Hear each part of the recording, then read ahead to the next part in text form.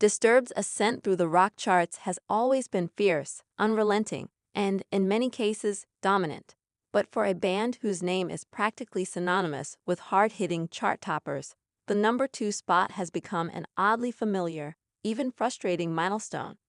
Over the years, the band has found itself repeatedly rushing against the pinnacle of Billboard's success, only to fall just short, not due to lack of fanfare, quality, or impact, but because of the sheer weight of competition and shifting industry tides. Take Inside the Fire, for instance. Released during a time when hard rock was still fighting for mainstream recognition, the song clawed its way up with ferocity and grit. It boasted dark lyrical themes, a signature growl from David Draymond, and a relentless rhythm section that thundered with conviction. Fans rallied, radio spun it incessantly, and the band toured ferociously behind it. Yet despite all the energy poured into its rise, it peaked just shy of No. 1 on the mainstream rock tracks chart. The culprit? A perfect storm of timing and rival singles, songs that either rode bigger crossover appeal or had label machines that pushed harder. The pattern would repeat itself. The Vengeful One nearly claimed the throne in 2015. The track marked the band's return after a 4-year hiatus and quickly reminded fans that Disturbed hadn't lost a step. From its dystopian animated video to its aggressive musicality, the single generated buzz across platforms. And again, the climb was steep and swift.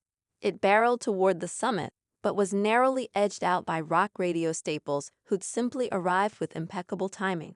It became a story not of failure, but of near victories that only underscored the band's consistency.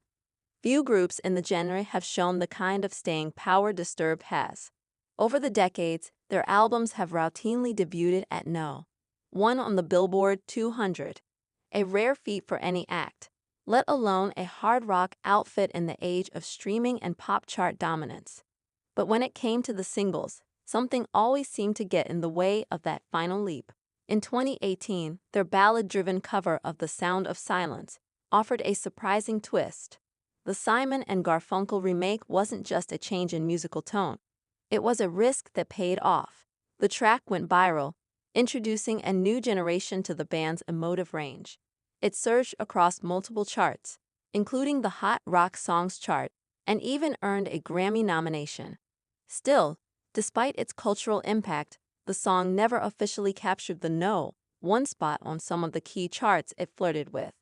These near misses became almost emblematic of the band's story, a tale of perpetual momentum, fan loyalty, and critical acclaim that somehow eluded the solitary crown more than once. And while others may chase the gold for validation, Disturbed seems to have evolved past the metrics. For them, the resonance with fans, the electricity of their live shows, and the connection forged through their lyrics outweigh any number printed on a chart. But that's not to say the band hasn't felt the sting. In interviews, Draymond has alluded to the odd sting of being edged out, especially when the gap was razor thin.